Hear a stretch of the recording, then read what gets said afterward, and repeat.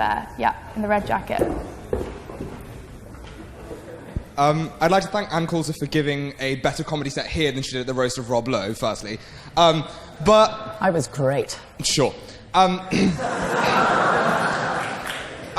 But so I'm really interested that you are so willing to defend like Anglo-Saxon values of like women and the elderly when you have a president who literally said that he was going to grab women by the pussy. You had an incredibly high-profile rape case of Brock Turner where he got off because it would impact his schooling. Do you not think that... Wait, what are you talking about? What's the second one? Brock Turner.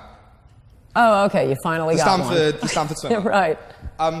Do you not think that when you characterize such crimes as only coming from immigrant communities, only coming from refugees, and this sort of notion of incompatibility with these values, all you're actually doing is ostracizing these people and creating the discontent towards the West that you say is endemic to these countries, but is actually probably something that you are inflaming? First of all,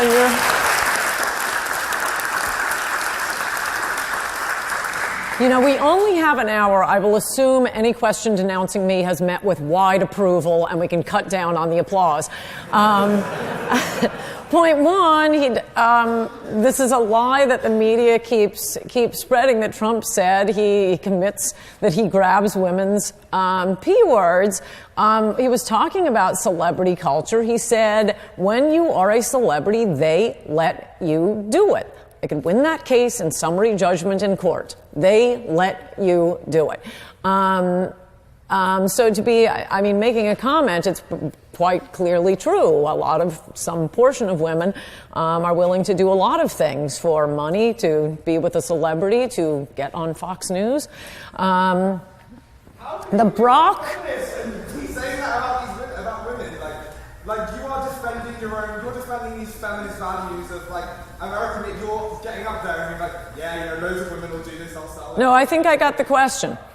Okay, I'm sorry, I'm not that offended. Okay, he was coarse, but he didn't say he does this. He happens to be, I mean, he's the kind of person who brags about things he didn't do. That's a different kind of idiot. And I think that's what we're talking about. And I don't think the feminists are particularly offended that he used the P word. Otherwise, they wouldn't be marching around with those hats. Whoa, you must be really offended. I wouldn't behave in such a coarse way. I think the most shocking thing about that tape really didn't get any attention, was that he claimed he was hitting on a married woman. And the funniest part about it was the married woman's reaction was, you were hitting on me? Furniture shopping is an aphrodisiac? You gotta get your game up. I mean, that I thought was somewhat more offensive, except it was so innocuous, the woman didn't even know she was hitting on him. Okay, yeah, there was one weird case, that Brock case that was covered like the 9/11 attack. One drunk guy with a drunk woman. There were more cases of white men being falsely accused. Duke Lacrosse, UVA, Ferguson. Mattress Girl at Columbia, the girl that walks around with a mattress on her back, and then he finally releases the emails he sent to her. No, white men on college campuses are far more falsely accused than guilty. But what we're talking about is not the numbers. We're talking about bringing in people we don't already have living in our country. Okay. I'm all for locking up our own criminals. Again, I'd love to deport them. I'd love to send them to you if you love them so much. I'd love to, but we can't. They're already our citizens. Why would any country bring in criminals we don't already have? We're full on criminals. We got them. And as for having other cultures hate us, fine, go ahead, hate us. I want you to hate us in your own country. I can see a question just at the front. Yeah, here, in the orange scarf. Yeah. Hello. I was quite interested, as you were giving your speech, you said, you thought the Republican establishment and the Koch brothers are on your side, but it turns out they just want the cheap labor, and Bernie Sanders was right. And then you're now very disappointed in the president because he said all these things that you wanted him to do, and he also has turned out possibly to be not what you had wanted.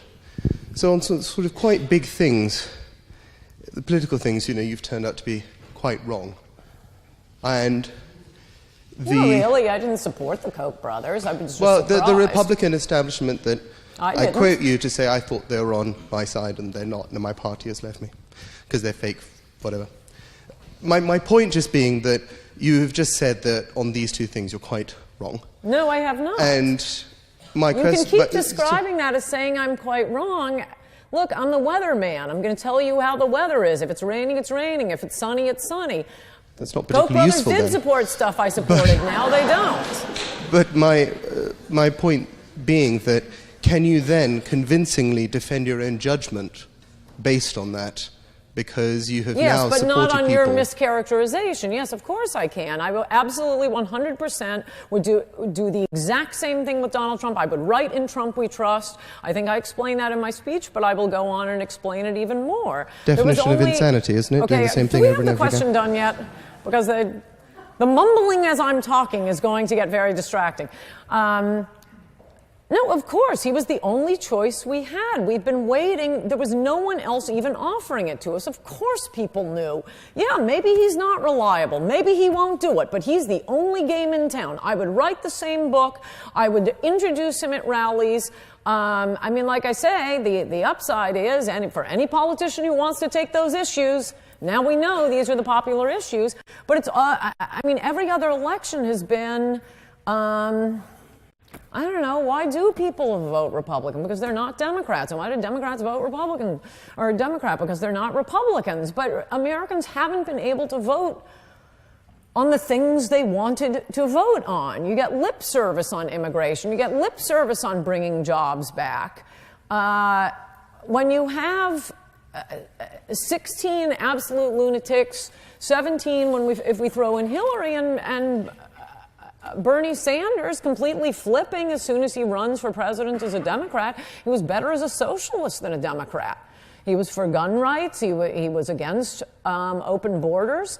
Suddenly he runs as a Democrat and then he forgets about the laws of supply and demand. Oh no, I guess dumping millions and millions of low-wage people on America won't hurt other low-wage workers.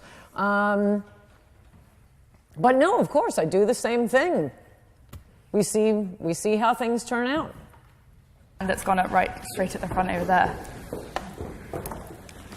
Hi, Ann. I've seen or heard you a lot on the Howie Carr show, and I just had a quick question about, we've seen numerous instances of heinous yet preventable crimes committed by illegal aliens, and I think that could stem from a cultural difference between America and third world countries. What do you believe specifically makes third world countries incompatible with American values?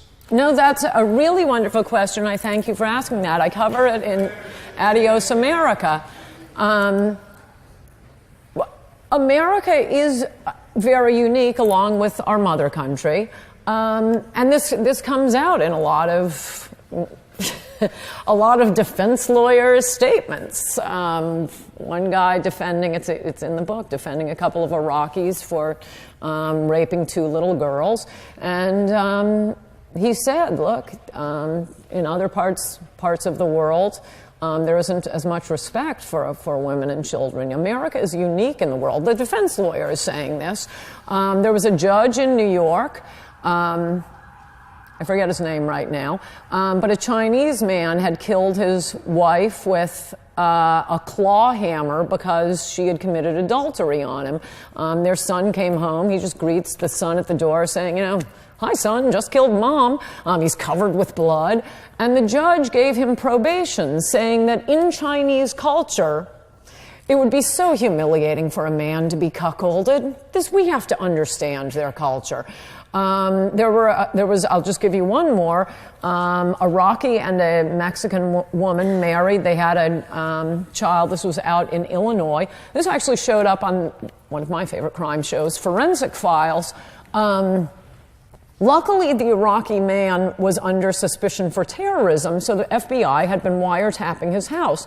Their daughter started to date a black kid at school. They were so angry at her for dishonoring the family by dating a black kid, they killed her. And it was all on tape.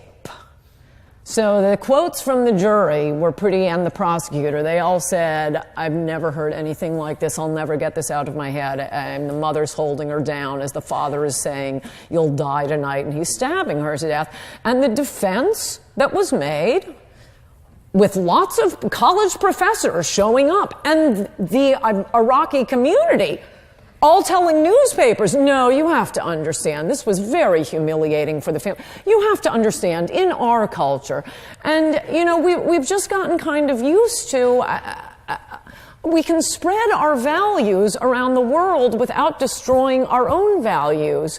Anglo-Saxon values toward women and children and the elderly and the weakest members of society are, as all of these lawyers I've just cited, unique in the world. Yes, we can assimilate people. We do a great job assimilating people. But there's a reason the main, anti-immigration group in the U.S. is called Numbers USA.